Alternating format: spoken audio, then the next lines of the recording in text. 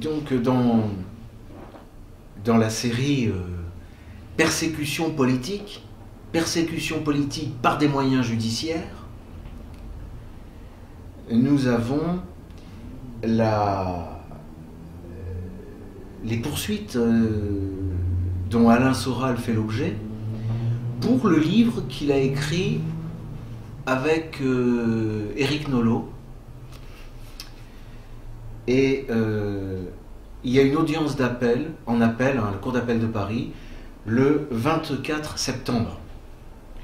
Donc, si les amateurs de controverses juridiques sont intéressés, qu'ils notent cette date sur leur agenda, 24 septembre 2015, Cour d'appel de Paris, Alain Soral est sommé de s'expliquer sur des propos qu'il tient dans l'ouvrage qu'il a écrit avec Éric Nolot, qui s'appelle « Combat de blanc dans un tunnel ».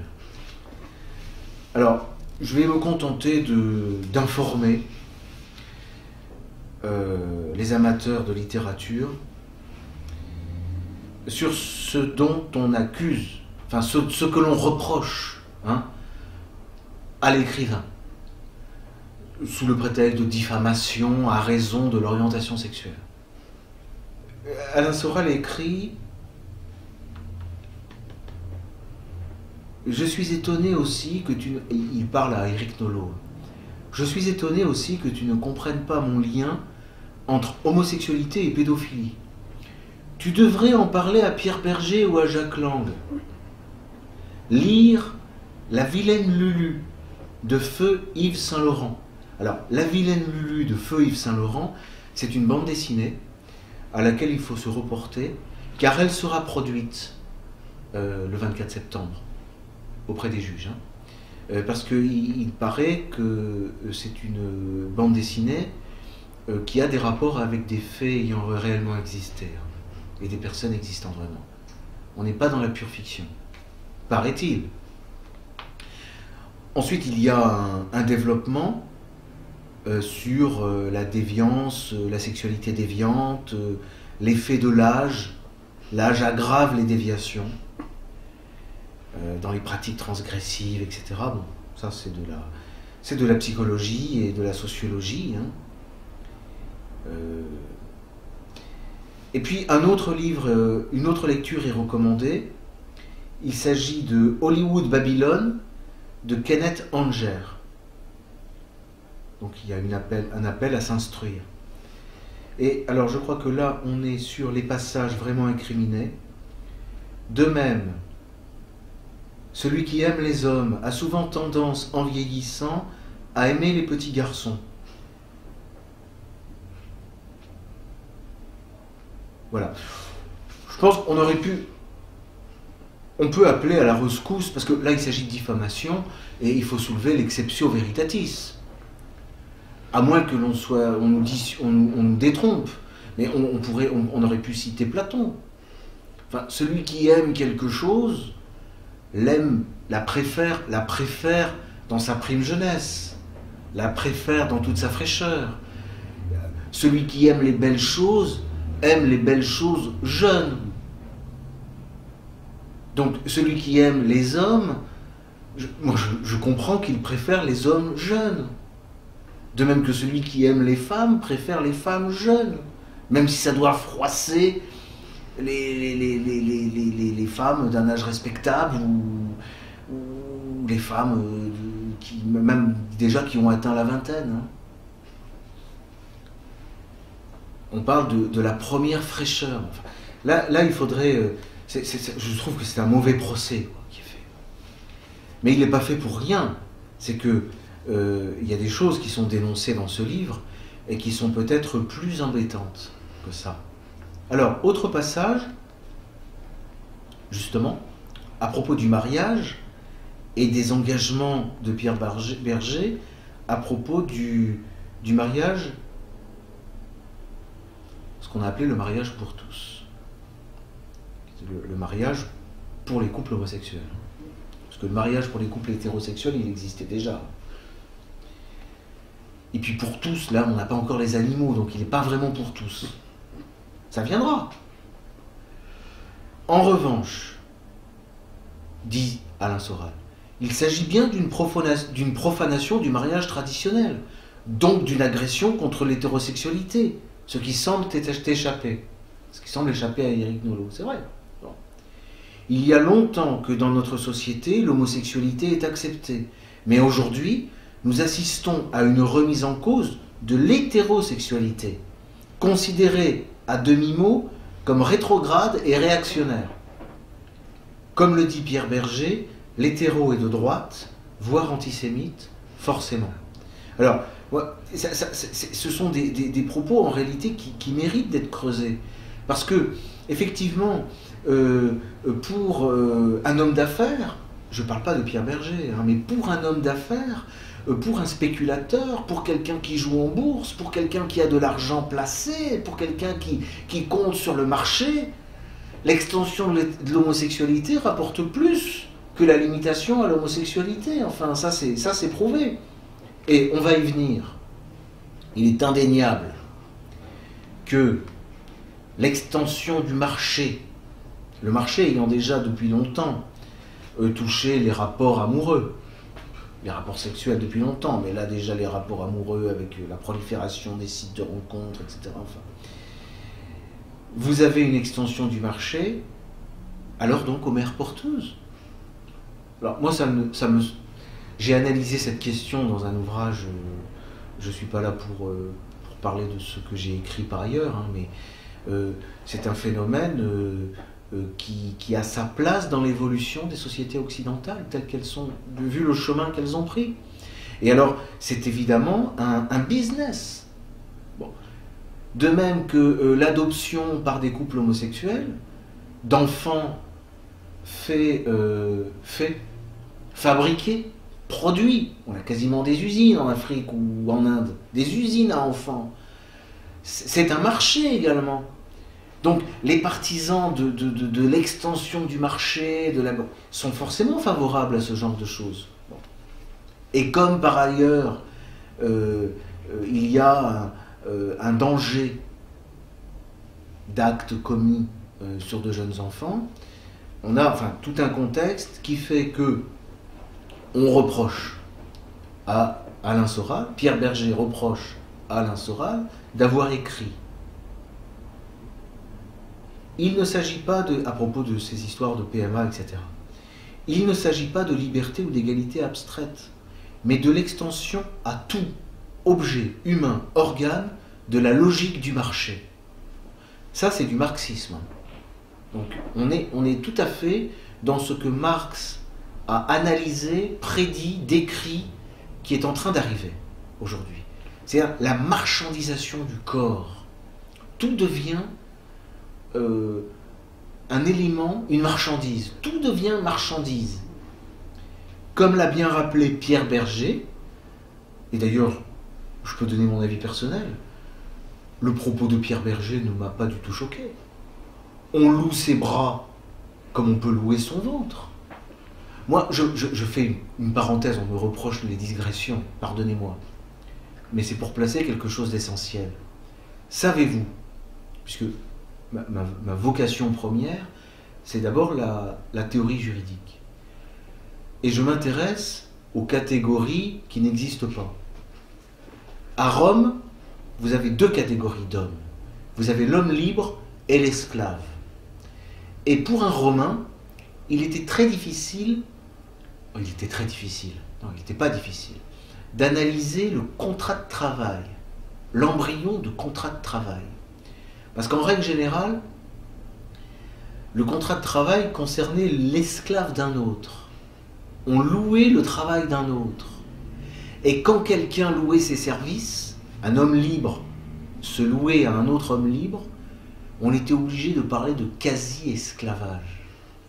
On parle beaucoup du contrat de travail, de la législation du travail.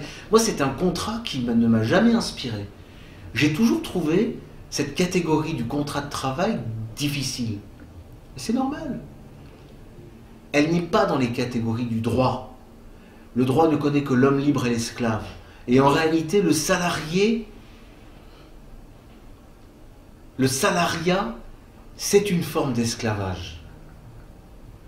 C'est des choses qu'il faut dire. Donc on est déjà, avec le salariat, dans une marchandisation du corps déjà, et une aliénation de la liberté.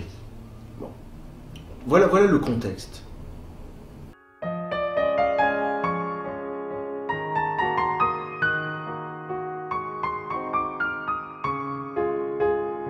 Alain Soral, dans une formule littéraire,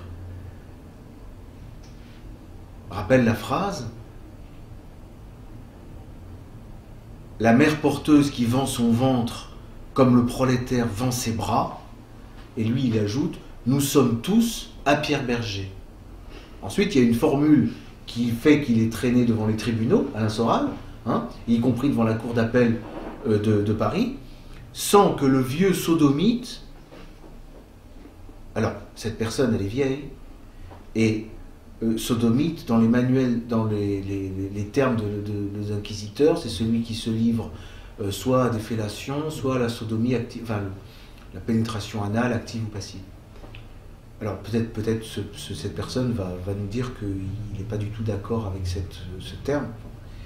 Sans que le vieux sodomite ne nous dise jamais d'ailleurs ce qu'il compte faire du gosse. Mais puisqu'il l'a acheté, n'est-ce pas? Ça ne nous regarde plus.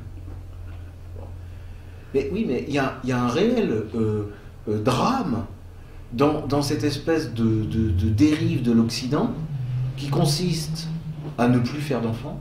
On est sur l'avortement et le travail des femmes, parce qu'il faut que les femmes se mettent au travail, surtout en France, pays qui subit une agression politique, parce que le drame, il est pas purement économique, c'est pas un problème de rapport de lutte des classes, purement et simplement. La France subit une offensive de l'étranger. On n'aurait pas de crise économique s'il n'y avait pas une offensive politique contre la France. Un pays qui va mal économiquement, c'est dans la plupart des cas, enfin en tout cas sur la planète quand on regarde, c'est un pays qui subit une agression qui est quasi militaire, disons, qui est politique. Elle n'est pas purement économique. Enfin, elle se traduit par des effets économiques. Ce qui fait que, de nos jours, un couple marié ne peut plus vivre avec un seul salaire. Il faut mettre les femmes au travail. Voilà. Sinon, on meurt. On meurt de faim. Voilà la situation. Moi, j'appelle ça un peuple opprimé. Donc, il faut dire, la population française est opprimée. Et alors, on nous dit, ne vous inquiétez pas, pour faire travailler les gens dans les usines en France, pour peupler les campagnes, etc. Ne vous inquiétez pas, on va acheter les enfants du tiers-monde. Ah bon, d'accord, nous voilà rassurés.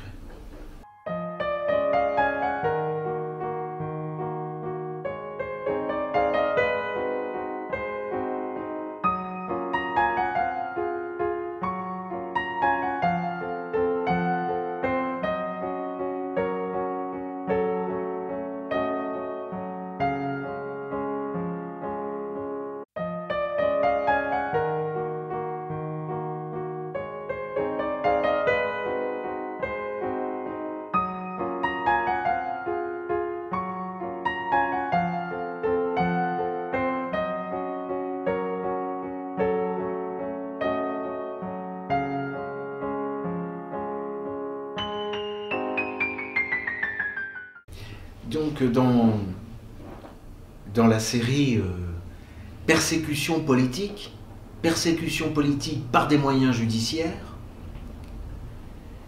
nous avons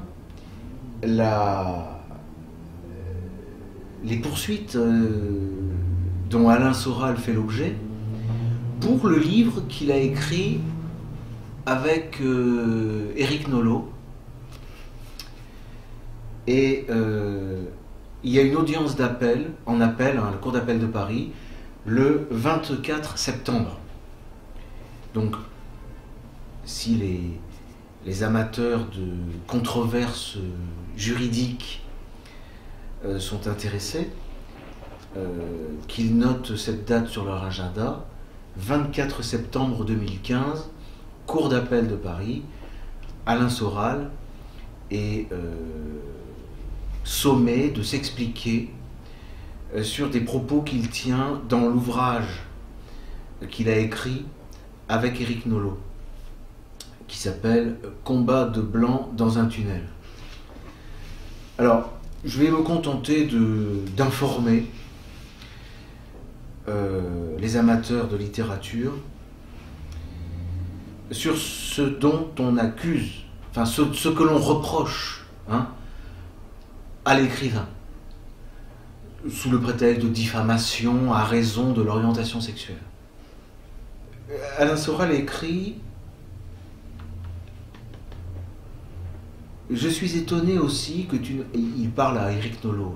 « Je suis étonné aussi que tu ne comprennes pas mon lien entre homosexualité et pédophilie. Tu devrais en parler à Pierre Berger ou à Jacques Lang. Lire La vilaine Lulu de Feu Yves Saint-Laurent. » Alors, La vilaine Lulu de Feu Yves Saint-Laurent, c'est une bande dessinée. On parle beaucoup du contrat de travail, de la législation du travail. Moi, c'est un contrat qui ne m'a jamais inspiré. J'ai toujours trouvé cette catégorie du contrat de travail difficile. C'est normal. Elle n'est pas dans les catégories du droit. Le droit ne connaît que l'homme libre et l'esclave. Et en réalité, le salariat, c'est une forme d'esclavage. C'est des choses qu'il faut dire. Donc on est déjà, avec le salariat, dans une marchandisation du corps déjà. Et une aliénation de la liberté. Bon. Voilà le contexte.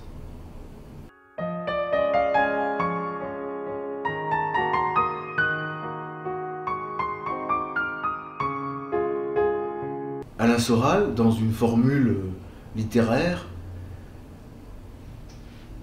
rappelle la phrase « La mère porteuse qui vend son ventre comme le prolétaire vend ses bras », et lui il ajoute « Nous sommes tous à Pierre Berger ». Ensuite il y a une formule qui fait qu'il est traîné devant les tribunaux, Alain Soral, y compris devant la cour d'appel de Paris, sans que le vieux sodomite... Alors, cette personne elle est vieille, et sodomite, dans les manuels, dans les termes des inquisiteurs, c'est celui qui se livre soit à des fellations, soit à la sodomie active, enfin la pénétration anale active ou passive. Alors peut-être cette personne va nous dire qu'il n'est pas du tout d'accord avec ce terme. Sans que le vieux sodomite ne nous dise jamais d'ailleurs ce qu'il compte faire du gosse. Mais puisqu'il l'a acheté, n'est-ce pas, ça ne nous regarde plus. Mais oui, mais il y a un réel drame dans cette espèce de dérive de l'Occident qui consiste à ne plus faire d'enfants. On est sur l'avortement et le travail des femmes, parce qu'il faut que les femmes se mettent au travail, surtout en France, pays qui subit une agression politique, parce que le drame, il n'est pas purement économique, c'est pas un problème de rapport de lutte des classes, purement et simplement. Autre passage, justement, à propos du mariage et des engagements de Pierre Berger à propos du mariage, ce qu'on a appelé le mariage pour tous. Le mariage pour les couples homosexuels. Parce que le mariage pour les couples hétérosexuels, il existait déjà. Et puis pour tous, là, on n'a pas encore les animaux, donc il n'est pas vraiment pour tous. Ça viendra. En revanche, dit Alain Soral, il s'agit bien d'une profanation du mariage traditionnel, donc d'une agression contre l'hétérosexualité, ce qui semble échapper à Éric Nolot. C'est vrai. Bon. Il y a longtemps que dans notre société, l'homosexualité est acceptée, mais aujourd'hui, nous assistons à une remise en cause de l'hétérosexualité, considérée à demi-mot comme rétrograde et réactionnaire. Comme le dit Pierre Berger, l'hétéro est de droite, voire antisémite, forcément. Alors, ce sont des propos en réalité qui méritent d'être creusés. Parce que, effectivement, pour un homme d'affaires, je ne parle pas de Pierre Berger, mais pour un homme d'affaires, pour un spéculateur, pour quelqu'un qui joue en bourse, pour quelqu'un qui a de l'argent placé, pour quelqu'un qui compte sur le marché, l'extension de l'homosexualité rapporte plus que la limitation à l'homosexualité. Enfin, ça c'est prouvé. Et on va y venir. Il est indéniable que l'extension du marché, le marché ayant déjà depuis longtemps touché les rapports amoureux, les rapports sexuels depuis longtemps, mais là déjà les rapports amoureux avec la prolifération des sites de rencontres, etc. Enfin, vous avez une extension du marché, alors donc aux mères porteuses. Alors moi j'ai analysé cette question dans un ouvrage, je ne suis pas là pour parler de ce que j'ai écrit par ailleurs, hein, mais c'est un phénomène qui a sa place dans l'évolution des sociétés occidentales, telles qu'elles sont, vu le chemin qu'elles ont pris.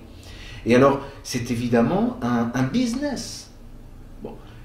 De même que l'adoption par des couples homosexuels, à laquelle il faut se reporter, car elle sera produite le 24 septembre, auprès des juges. Hein. Parce qu'il paraît que c'est une bande dessinée qui a des rapports avec des faits ayant réellement existé, hein, et des personnes existant vraiment. On n'est pas dans la pure fiction, paraît-il. Ensuite, il y a un développement sur la déviance, la sexualité déviante, l'effet de l'âge. L'âge aggrave les déviations dans les pratiques transgressives, etc. Bon, ça c'est de la psychologie et de la sociologie, hein. Et puis un autre livre, une autre lecture est recommandée. Il s'agit de Hollywood Babylone de Kenneth Anger. Donc il y a un appel à s'instruire. Et alors je crois que là on est sur les passages vraiment incriminés. De même, celui qui aime les hommes a souvent tendance, en vieillissant, à aimer les petits garçons. Voilà. Je pense qu'on aurait pu... On peut appeler à la rescousse, parce que là il s'agit de diffamation, et il faut soulever l'exceptio veritatis. À moins que on nous détrompe. Mais on aurait pu citer Platon. Enfin, celui qui aime quelque chose, l'aime, la préfère dans sa prime jeunesse, la préfère dans toute sa fraîcheur. Celui qui aime les belles choses, aime les belles choses jeunes. Donc celui qui aime les hommes, je comprends qu'il préfère les hommes jeunes. De même que celui qui aime les femmes préfère les femmes jeunes. Même si ça doit froisser les femmes d'un âge respectable ou les femmes même déjà qui ont atteint la vingtaine. Hein. On parle de la première fraîcheur. Enfin, là, il faudrait... je trouve que c'est un mauvais procès qui est fait. Mais il n'est pas fait pour rien. C'est que il y a des choses qui sont dénoncées dans ce livre et qui sont peut-être plus embêtantes que ça. Alors, d'enfants faits, fabriqués, produits. On a quasiment des usines en Afrique ou en Inde. Des usines à enfants. C'est un marché également. Donc les partisans de l'extension du marché sont forcément favorables à ce genre de choses. Bon. Et comme par ailleurs, il y a un danger d'actes commis sur de jeunes enfants, on a tout un contexte qui fait que on reproche à Alain Soral, Pierre Berger reproche à Alain Soral d'avoir écrit. Il ne s'agit pas à propos de ces histoires de PMA, etc. Il ne s'agit pas de liberté ou d'égalité abstraite, mais de l'extension à tout objet, humain, organe, de la logique du marché. Ça, c'est du marxisme.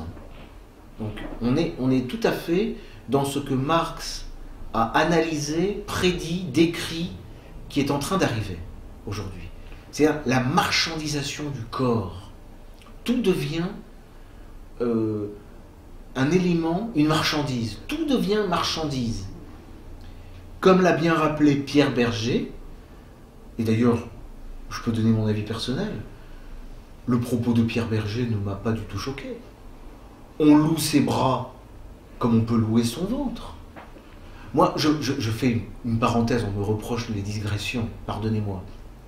Mais c'est pour placer quelque chose d'essentiel. Savez-vous, puisque ma vocation première, c'est d'abord la théorie juridique. Et je m'intéresse aux catégories qui n'existent pas. À Rome, vous avez deux catégories d'hommes. Vous avez l'homme libre et l'esclave. Et pour un Romain, il était très difficile, non, il n'était pas difficile, d'analyser le contrat de travail, l'embryon de contrat de travail. Parce qu'en règle générale, le contrat de travail concernait l'esclave d'un autre. On louait le travail d'un autre.